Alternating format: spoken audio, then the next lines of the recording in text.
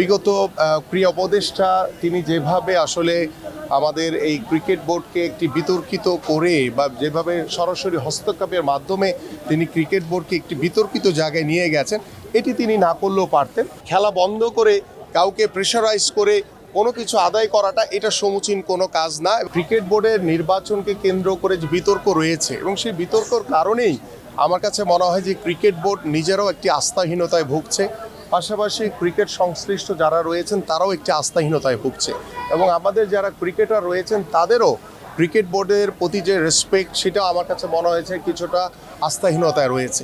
তো সব কিছু মিলিয়ে আমরা বিগত ক্রীড়া উপদেষ্টা তিনি যেভাবে আসলে আমাদের এই ক্রিকেট বোর্ডকে একটি বিতর্কিত করে বা যেভাবে সরাসরি হস্তক্ষেপের মাধ্যমে তিনি ক্রিকেট বোর্ডকে একটি বিতর্কিত জায়গায় নিয়ে গেছেন, এটি তিনি না করলেও পারতেন। তো আমার কাছে মনে হয় যে সব কিছুর ঊর্ধ্বে গিয়ে আমাদের ক্রিকেট বোর্ডের যে বর্তমান যে লিডারশিপ রয়েছে তাদেরকে আহ্বান করব যে আপনারা ক্রিকেটারদের সাথে বসেন, আমাদের যারা ক্রিকেটের যারা ক্লাবগুলো রয়েছে তাদের সাথে বসেন, আমাদের ক্রিকেট বোদ্ধা যারা রয়েছেন তাদের সাথে বসেন এবং আপনারা যারা ক্রিকেটের সাংবাদিক রয়েছেন আপনাদের সাথে বসে আলোচনা করে কিভাবে আমাদের কোথায় কোথায় সমস্যা রয়েছে, কোথায় সংকট রয়েছে সেই বিষয়গুলো আমরা আলোচনা করে কিন্তু আমরা এগিয়ে যেতে পারি। কারণ আমি একটি কথা বারবার বলছি যে ক্রিকেট আমাদের ঐতিহ্য, ক্রিকেট আমাদের একটি গর্বের জায়গা, সেই ক্রিকেট যাতে কোনো অবস্থাতেই ক্ষতিগ্রস্ত না হয়।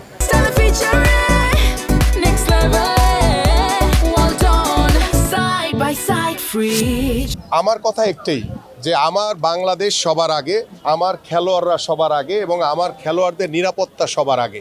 এবং একজন মোস্তাফিজকে যারা নিরাপত্তা দিতে পারছে না সেই দেশে আমার বাংলাদেশের এত স্বনামধন্য আন্তর্জাতিক মানের খেলোয়াড় যাবে, আমাদের ক্রীড়া সাংবাদিকরা যাবে, আমাদের দর্শকরা যাবে, তাদের নিরাপত্তা কে দিবে? সো আমার কাছে মনে হয় যে আমাদের নিরাপত্তা আগে, আমার দেশ আগে এবং সেইটুকু নিশ্চিত করেই আমাদের পরবর্তী পদক্ষেপ আমাদের যারা ক্রিকেট বোর্ডের সাথে রয়েছেন, আমাদের সরকারের পর্যায়ে যারা রয়েছেন তারাই এই বিষয়গুলো সিদ্ধান্ত নেবেন।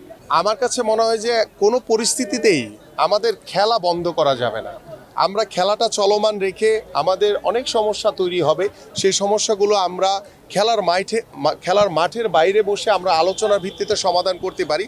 বাট আমি কখনোই খেলা বন্ধ করে কাউকে প্রেশারাইজ করে কোনো কিছু আদায় করাটা এটা সমুচীন কোনো কাজ না এবং আমরা মনে হয় ভবিষ্যতে এই বিষয়গুলো থেকে, এই ভুল থেকে শিক্ষা নিয়ে ভবিষ্যতে আমরা মাথায় রাখবো যে খেলা কোনো অবস্থাতে বন্ধ করা যাবে না। সবার আগে খেলা এবং এই খেলার সাথে আমাদের ক্রিকেটারদের রুজি রুটি জড়িত রয়েছে, তাদের পরিবার জড়িত রয়েছে এবং পুরো দেশ এখানে জড়িত রয়েছে।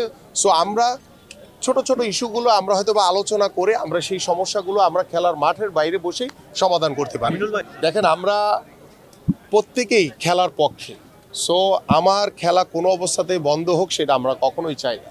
আমরা খেলা মাঠে গড়াবে, খেলোয়াড়রা খেলবে, দর্শকরা মাঠ থেকে বসে খেলা উপভোগ করবে, আমরা সেটুকু নিশ্চিত করতে চাই।